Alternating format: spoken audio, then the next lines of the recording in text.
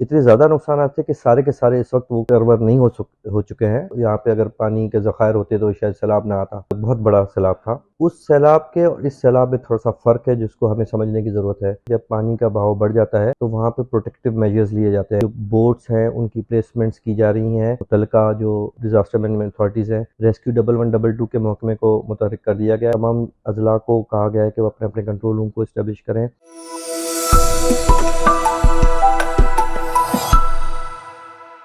V news dot P के लिए कराची से मैं हूँ वकास खान। मेरे साथ मौजूद हैं प्रोविंशियल डिज़ास्टर मैनेजमेंट अथॉरिटी के डीजी सैयद सलमान शाह साहब।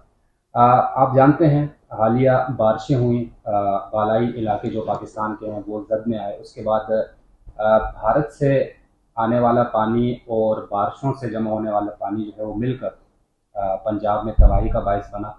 अब वो पानी जाहिर सी बात है सिंध में दाखिल होगा, तो सिंध में क्या सूरत हाल होगी, इसलिए हम यहाँ पर आए हैं। सर बहुत शुक्रिया आपने वक्त निकाला। सर क्या सिचुएशन इस वक्त आप देख रहे हैं? सबसे पहले आपका शुक्रिया, आपने वक्त निकाला है और हमें मौका दिया कि आपके तवज्जुह से हम पब्लिक तक पहुंचा सकें जो हकीकत है और क्या तैयारियां हैं उसके बारे में। इस वक्त सिचुएशन जनाब ये है कि जो ईस्टर्न रिवर्स हैं जो कि पंजाब में लाई करते हैं, उसमें उसके कैचमेंट एरिया में बारिश हुई है पिछले 2-3 दिनों में। जैसे आपने देखा था उस दिन सियालकोट में और उसके मुलाका इलाकों में काफ़ी ज़्यादा बारिश हुई थी और इंडिया ने भी पानी छोड़ा है। तो वो पानी जितना भी पाकिस्तान में कहीं पे भी बारिश हो, वो पानी अल्टीमेटली आता है रिवर इंडस में। और रिवर इंडस में वो गुद्दू के मुकाम से एंटर होता है और वो फिर समंदर को पहुँचाया जाता है। उसमें जो है वो हमारे उस रिवर इंडस को प्रोटेक्ट करने के लिए दोनों साइडों पे एम्बैंकमेंट्स हैं, यानी जिनको हम आम ज़बान में बंद बोला जाता है, हिफाज़ती बंद। वो हिफाज़ती बंद के ज़रिए इस बात को इंश्योर किया जाता है कि पानी जो है बाहिफ़ाज़त वहाँ से ट्रैवल करे। और उन बंदों पे कुछ मुकामात होते हैं जो कि ज़्यादा वल्नरेबल होते हैं और कुछ मुकामात होते हैं जहाँ पे इतनी ख़तरात नहीं होते हैं। ये वल्नरेबल पॉइंट्स वो पॉइंट्स होते हैं जहाँ पे पानी का डायरेक्ट प्रेशर पड़ता है एक सर्टेन अमाउंट ऑफ वाटर बढ़ने के बाद, या हिस्टोरिकली उन मुकामात पे ब्रीचेज़ हो चुके होते हैं।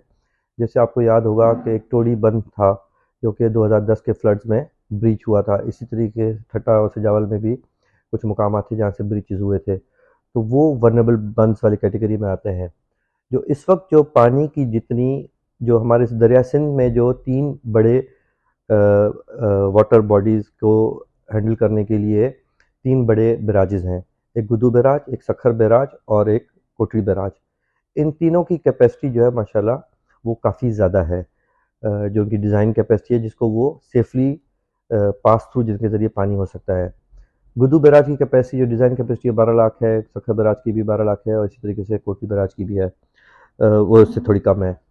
तो जो इस वक्त जो सिचुएशन बन रही है, जो जो बारिशों से जो इस वक्त की असेसमेंट है, उसमें कहा जा रहा है कि तकरीबन जो एफएफटी की असेसमेंट है, फेडरल फोरकास्ट डिवीज़न की, flood forecast division federal government की जो है, और एफएफसी और एनडीएमए, उनके हिसाब से इस वक्त तकरीबन वेरी हाई फ्लड लेवल का पानी हो जाएगा गुद्दू से डाउनस्ट्रीम।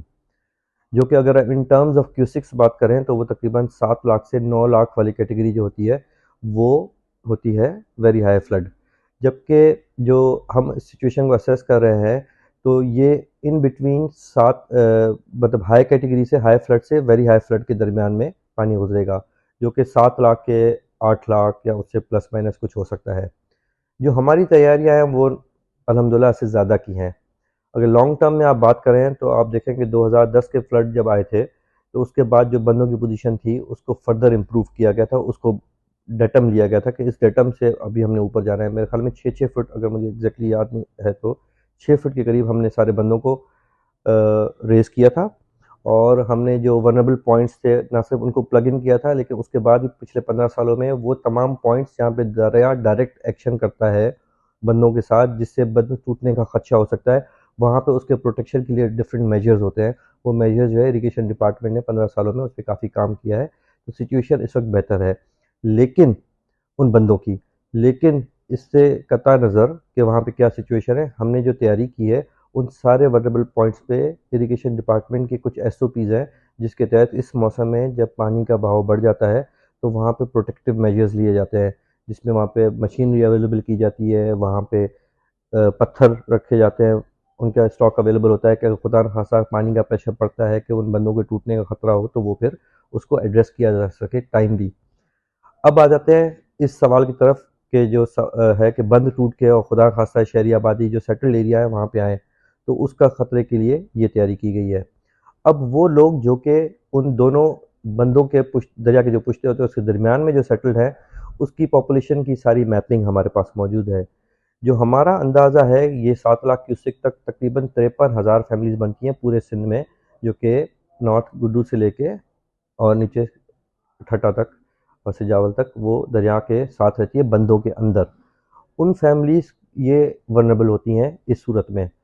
अगर 7 लाख क्यूसेक तक आता है पानी तकरीबन 53,000 बनती हैं, और अगर 9 लाख क्यूसेक तक चला जाता है तो ये फैमिलीज़ की तादाद 1,05,000 के करीब बनती है, जो कि पॉपुलेशन वाइज अगर आप कन्वर्ट करें तो 6 लाख प्लस और उधर 5 लाख से 7 लाख वाला क्यूसेक होता है तो तकरीबन वो 3.5 लाख, सवा 3 लाख के करीब फैमिलीज़ बनती हैं। तो इनकी तैयारी के लिए पीडीएमएसएन और जो हमारे डिस्ट्रिक्ट डिज़ास्टर मैनेजमेंट अथॉरिटीज़ हैं कि अगर वो डिस्टर्ब होकर आते हैं तो उनको हमने रिलीफ कैंप्स आइडेंटिफाई किए हुए हैं कि जहाँ पे उनको मुंतकिल किया जाएगा। वो रिलीफ कैंप्स उनकी कैपेसिटीज़ के साथ आइडेंटिफाइड है, किस लोकेशन पर हैं, और उसमें जो बुनियादी अशिया की फराहमी का जो रिक्वायरमेंट होती है वो जो है वो मुहैया कर दी गई हैं। हमारे वेयर हाउसेस जो सक्खर में मौजूद है और कराची में हैदराबाद में मौजूद है, उन दोनों पे एम्पल क्वांटिटी में इतना सामान मौजूद है कि जो इन लोगों को एड्रेस कर सके इनकी नीड्स को ड्यूरिंग जब वो डिस्प्लेस होते हैं। इसके अलावा ये है कि उनके एवैक्यूएशन का अगर ऐसी सूरत हाल बनती है कि पानी का लेवल बढ़ता है तो उनके एवैक्यूएशन के लिए प्लान्स रेडी हैं। जो बोट्स हैं उनकी प्लेसमेंट्स की जा रही हैं। मुतल्लिका जो डिज़ास्टर मैनेजमेंट अथॉरिटीज़ हैं, रेस्क्यू 1112 के महकमे को मुतहर्रिक कर दिया गया है। वो ऑलरेडी माशाल्लाह बहुत अच्छा काम कर रहे हैं, लेकिन उसको फर्दर उन एरियाज़ की तरफ जो ज़्यादा वल्नरेबल है वहाँ पर उनकी प्लेसमेंट कर दी गई है। गवर्नमेंट ऑफ सिंध के कल चीफ मिनिस्टर साहब ने एक बड़ी डिटेल मीटिंग की थी जिसमें ये सारे मामलात को डिस्कस किया गया था। फिर आज सुबह को चीफ सेक्रेटरी साहब ने उसके कंटिन्यूशन में एक और मीटिंग की है और तमाम हिदायत दी हैं। सारे कंट्रोल रूम्स इस्टेब्लिश कर दिए गए हैं। तमाम अज़ला को कहा गया है कि वो अपने अपने कंट्रोल रूम को इस्टेब्लिश करें, उसको एक्टिवेट करें। पीडीएमए का कंट्रोल रूम तो वैसे ही सारा साथ चलता है। जो और लाइन डिपार्टमेंट्स हैं जैसे हेल्थ डिपार्टमेंट हो गया, लाइफ स्टॉक डिपार्टमेंट हो गया, लोकल गवर्नमेंट डिपार्टमेंट हो गया, उनको भी सीएस साहब ने हिदायत दी हैं कि वो अपने कंट्रोल रूम्स को इस्टेब्लिश करें और राब्ते में रहें। इस वक्त हमारा राब्ता जो फ्लड को मॉनिटर करने की जितनी भी अथॉरिटीज़ हैं उन सबके साथ हम 24 घंटे राब्ते में हैं। कोई ऐसी सिचुएशन होगी तो फिर अकॉर्डिंगली उसको डील किया जाएगा। सर ये बताइएगा कि गुज़िश्ता जो सैलाब आए उस सैलाब में नुकसानात जो हुए उनका अज़ाला हो चुका है तमाम नुकसानात का, या अभी भी आप समझते हैं कुछ मकामात ऐसे हैं जिनको चेक किया जा सकता है? देखिए जी, गुज़िश्ता सैलाब की अगर बात करें 2022 के सैलाब की तो वो एक बहुत बड़ा सैलाब था। अल्हम्दुलिल्लाह ऐसी कोई सिचुएशन नहीं है। उस सैलाब के और इस सैलाब में थोड़ा-सा फ़र्क है जिसको हमें समझने की ज़रूरत है। वो सैलाब हुआ था बारिशों की वजह से। सिंध में जो बारिशें हुई थी नॉर्मल से बहुत ज़्यादा हुई थी और बलूचिस्तान में बारिशें हुई थी। तो बलूचिस्तान का जो ईस्टर्न साइड है, जो कि हमारे दादू, कंबर और जामशोर डिस्ट्रिक्ट के साथ लगते हैं, वहाँ से पहाड़ों से पानी आया था सिंध की तरफ हमारे बॉर्डर पे के अंदर। और हमारी जो ईस्टर्न साइड है वहाँ पे भी बहुत ज़्यादा बारिश हुई थी जिसमें तमाम तकरीबन पूरा सिंध जो है वो मुतासर हुआ था। 30 में से 23 अज़ला डिक्लेयर हुए थे कैलेमिटी हिट। 21 लाख के करीब घर तबाह हुए थे। हुकूमत सिंध ने उस पर एक बहुत बड़ा इनिशिएटिव लिया। उन सब के घरों की तामीर का प्रोजेक्ट जो है वो चल रहा है। और मुझे एग्जैक्ट फिगर तो अभी मैं शायद ना बता सकूं, लेकिन उसमें से काफ़ी लोगों के घर बन चुके हैं और मज़ीद जो है उसकी फ़ंडिंग अवेलेबल है, वो बन रहे हैं। तो उनका अज़ाला हो चुका है। जो अमवात हुई थी तकरीबन 1000 प्लस अमवात हुई थी सिंध में। उन सब में तकरीबन सबको जिनकी डॉक्यूमेंटेशन कंप्लीट थी, जो केस वेरीफाई हुए थे, उन सबको जो है कंपनसेशन कर दी गई है। और जो इंफ्रास्ट्रक्चर तबाह हुआ था, जो जिस पे रोड का या इरिगेशन का या वाटर सप्लाईज़ का इंफ्रास्ट्रक्चर या एजुकेशन इंस्टीट्यूट्स का, वो भी हुकूमत सिंध ने पिछले 2 सालों में उस पे काफ़ी काम किया है, काफ़ी फंड्स एलोकेट किए हैं। हमारे जो डोनर इदारे हैं जैसे वर्ल्ड बैंक हो गया या दूसरे डेवलपमेंट पार्टनर्स हैं, एशियन बैंक हैं, उन लोगों ने भी सपोर्ट किया है। हुकूमत सिंध ने अपने बजट से भी, जो इतने ज़्यादा नुकसान थे कि सारे के सारे इस वक्त वो कवर नहीं हो चुके हैं। 8000 प्लस किलोमीटर की तो सड़कें तबाह हुई थी। तो वो सारे के सारे तो कवर नहीं हुए, लेकिन उसमें से जो ज़्यादा क्रिटिकल हैं, जो ज़्यादा इंपॉर्टेंट है या जिससे ज़्यादा पब्लिक को फ़ायदा हो सकता है, उनको पहले प्रायोरिटी पे एड्रेस किया जा चुका है, और बाकियों को अभी एड्रेस किया जा रहा है। सर मतलब यह है कि गुज़िश्ता जो सैलाब था उसमें और इसमें फ़र्क ये है कि ये दरिया में आ रहा है, लेकिन उसका पता नहीं था कि वो कहीं पाकिस्तान के अंदर बारिशें थी, तो बलूचिस्तान से और यहाँ सिंध में जो बारिशें हुई उससे नुकसान हुआ था। जी हाँ। ठीक है। अरे सर ये बताइएगा कि इस बार अगर आप मुझे फिगर में बता दें या इलाकों के नाम बता दें कि कौन-कौन से ऐसे इलाके हैं जो दरिया के करीब मौजूद हैं और ज़्यादा मुतासिर हो सकते हैं? देखिए जी, इस वक्त जो सिंध में 15 ज़िलों के साथ दरिया लगता है। अगर आप नॉर्थ से स्टार्ट करें तो घोटकी, उसके बाद सक्खर और खैरपुर, ये तीनों सक्खर डिवीज़न के 3 ज़िले हैं जो कि दरिया के साथ हैं। उसके बाद अगर आप वेस्टर्न साइड यानी कि आप बात करें right bank of river Indus, तो वहाँ पे भी कशमोर, शिकारपुर, लाड़काना, ये 6 अज़ला हमारे गुद्दू से सक्खर के दरमियान लाया करते हैं। और क्योंकि पानी सक्खर के बाद भी फर्दर डिस्ट्रीब्यूट होता है तो क्वांटिटी कम होती है, ये सबसे ज़्यादा वनरेबल होते हैं, जो कि कम पानी में भी मुतासर हो जाते हैं। उसके बाद अगर आप नीचे आएँ सक्खर से कोटड़ी बैराज के दरमियान, तो उसमें हमारे लेफ़्ट साइड पे जो सबसे पहला ज़िला आता है वो नौशेरा फ़िरोज़ है, फिर नवाबशाह है, फिर मटियारी है और हैदराबाद भी। और राइट बैंक की अगर बात करें तो लाड़काने के बाद दादू है और जामशोरो है, ये 2 अज़ला आते हैं। तो 5 ज़िले जो हैं वो इस सेगमेंट में लाया करते हैं। और उसके बाद अगर आप फर्दर नीचे आएँ कोटड़ी से समंदर की तरफ, तो उसमें आपके आते हैं टंडो मोहम्मद खान, उसके बाद ठट्टा, इस तरफ आए तो सिजावल। तो कुल मिला के अगर मैं कोई भूला नहीं हूँ कोई ज़िला, मेरे ख़्याल में यही है।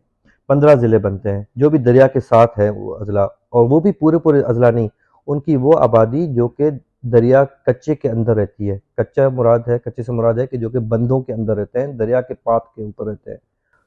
ठीक। सर लास्ट में आपसे ये पूछूंगा कि मौसमियाती तब्दीली पाकिस्तान उसकी जद में है और बारिशें भी होती रहेंगी और इस तरह भारत भी पानी छोड़ता रहेगा, तो सिंध में आप लोग क्या इस कॉन्सेप्ट पे जा रहे हैं कि ये जो दरियाओं का पानी है या बारिश का पानी है इसको स्टोर किया जा सके?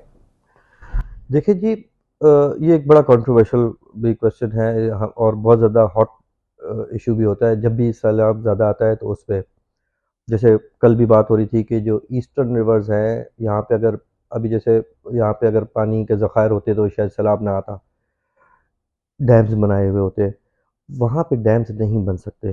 डैम हमेशा पहाड़ी सिलसिलों में बनते हैं, ये कि और ये एरियाज़ जो हैं ये प्लेन्स हैं पंजाब के, वहाँ पे डैम्स नहीं बन सकते। बाकी पानी के स्टोरेज के लिए जैसे अगर आप सिंध की बात करें तो छोटे-छोटे चेक डैम्स होते हैं या छोटे-छोटे डैम्स हैं, वो वर्ल्ड बैंक के प्रोजेक्ट के तहत, सिंध गवर्नमेंट के प्रोजेक्ट के तहत इरिगेशन डिपार्टमेंट ने ठीक-ठाक बनाए हैं, जहाँ पे रेन वाटर को स्टोर किया जा सके ताकि उनको फ्यूचर यूज़ के लिए। बड़े जो ज़खायर होते हैं उनके लिए कुछ टेक्निकल रिक्वायरमेंट्स होती हैं, उसके बगैर आप उसको मीट नहीं कर सकते। तो इसलिए जो है वो आपका जो सवाल है वो उसका यही मेरे हिसाब से जवाब बनता है जो कि मैंने आपको बताया है। कुछ अगर उसमें पॉइंट रह गया तो आप मज़ीद मुझसे पूछ सकते हैं। ठीक है सर, बहुत शुक्रिया, आपने वक्त दिया, बहुत शुक्रिया। बहुत मसरूफ़ टाइम था और उसमें से थोड़ा सा वक्त हमारे लिए निकाला, ब्रीफ किया है पूरी सूरत हाल से, जिन जिन मकामात के लोग इस वक्त मुतासर हो सकते हैं या सिंध में जो सूरत हाल बन सकती है, डी साहब ने उस पर रोशनी डाली है। मज़ीद जो भी अपडेट होगी वीडियो.pk से हम आपको